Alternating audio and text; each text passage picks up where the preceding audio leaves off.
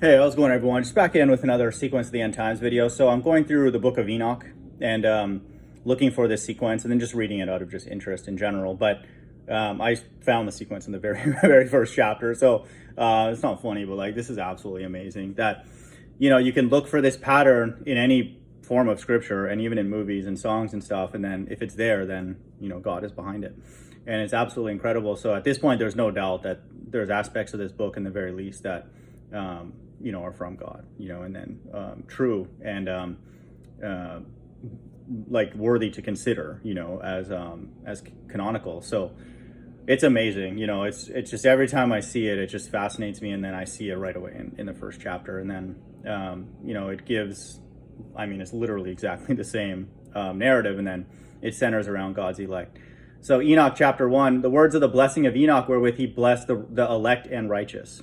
So Enoch again is reaffirming that the end times are for the elect's sake. And that's what we find out everywhere in the Bible, but from Christ himself, who will be living in the day of tribulation. Okay, and then Christ describes tribulation as a time, where people are eating and drinking and giving to marriage, just like the days of Noah. And so people are going to think that it's normal. And then that's the only way that Christ can appear unexpected, is when there's relative calm, at least in America. And so who will be living in the day of tribulation, when all the wicked and godless are to be removed. And that's the whole point of the end times, is to identify his right-hand side and to destroy his left-hand side. And he took up his parable and said, Enoch, a righteous man, whose eyes were opened by God. Not by man. Let me read that again. Whose eyes were opened by God. Saw the vision of the Holy One in the heavens, which the angel showed me, and from them I heard everything. And from them I understood as I saw, but not for this generation, but for a remote one, which is for to come. So this is a prophetic thing in the future, in the last days, concerning the elect. I said and took up my parable concerning them. And so the whole Bible is written for and by the 144,000. The Holy Great One will come forth from his dwelling, and the eternal God will tread upon the earth, even on Mount Sinai, and appear from his camp, and appear in the strength of his might from the heaven of heavens, so above the firmament. And so Christ is going to be, covering the sky with his angels and his two witnesses in these so-called UFOs. Okay, and then this is a time where he's going to be saving his elect. And then once the elect are taken away during tribulation, that begins wrath and great tribulation. And that's described here in verse 5. And all shall be smitten with fear, and the watchers shall quake, and great fear and trembling shall seize them unto the ends of the earth. And so this is the time of the great tribulation, where the two witnesses are tormenting the earth with the plagues in Revelation 16 and more, whatever they want to do. And so ultimately God is orchestrating the whole thing. But that's the time of the great tribulation, where the entire earth is going to be tested. This is the time of the hour of temptation, and that kind of thing. So verse 6, and the high mountains shall be shaken, and the high hills shall be made low, and shall melt like wax before the flame. So now Christ is returning with his elect, and then we're going to get clarification on that. But this is the time where he's destroying. Everybody's been identified with the sores, and then, taking the mark or actively worshiping the image of the beast. And then now comes the destruction. And that's in verse 6. Everybody with the mark of the beast. Verse 7, and the earth shall be wholly rent in sunder, and all that is upon the earth shall perish.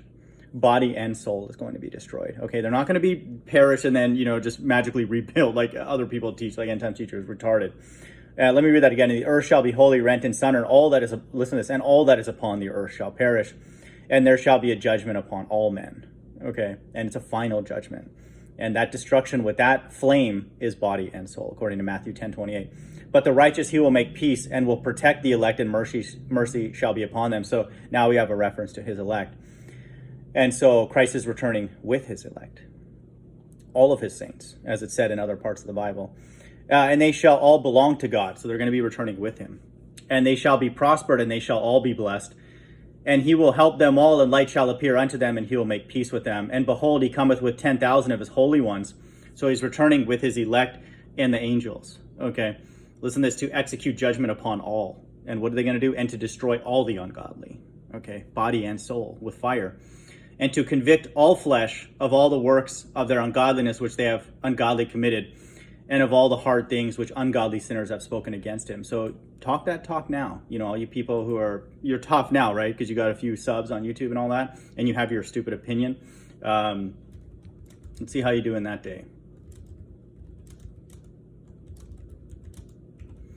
This is absolutely incredible to me, how the very first chapter in Enoch, right off the bat, gives us the sequence of the end times, and it's absolutely consistent with every other part of the Bible, including this one, Isaiah 66, 16. I'll read 15 and 16 because this is the time where Christ is returning, with his elect to do what I just read in Enoch. Isaiah 66:15. If you add 1 plus 5, it's 6. So in Isaiah 66:6. Okay, that's not a coincidence. Okay, wake up. Okay, the Bible's constructed flawlessly, and all the other books, quote non-canonical books, are shouting the same thing. Okay, it's time to wake up. For behold, the Lord will come with fire, and with his chariots like a whirlwind, to render his anger with fury and his rebuke with flames of fire. That's real fire. Okay, it's not a match. Okay, it's from these so-called UFOs. Verse 16. For by fire and by sword will the Lord plead with all flesh. Wait, let me read that again. That sounds kind of consistent with Enoch 1. Let me read that again. Maybe it's a mistake. For by fire and by his sword will the Lord plead with all flesh, and the slain of the Lord shall be many. Okay.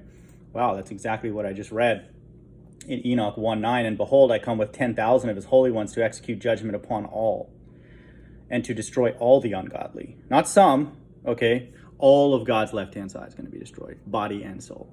And to convict all flesh of all the works of their ungodliness which they have ungodly committed, and of all the hard things which ungodly sinners have spoken against him. See that word all? Notice that? Okay. Not some, not 90%. Oh, I missed a few. Oh, he's cleaning up his entire left-hand side. Those who destroy, he's going to destroy them that destroy the earth. And so talk that talk now, okay? For all you people out there who are hiding behind whatever stupid ideas you have, this is what the God of the Bible is all about. In Enoch 1, Isaiah 66, and everywhere in the Bible. Hope everyone's doing well. Bye.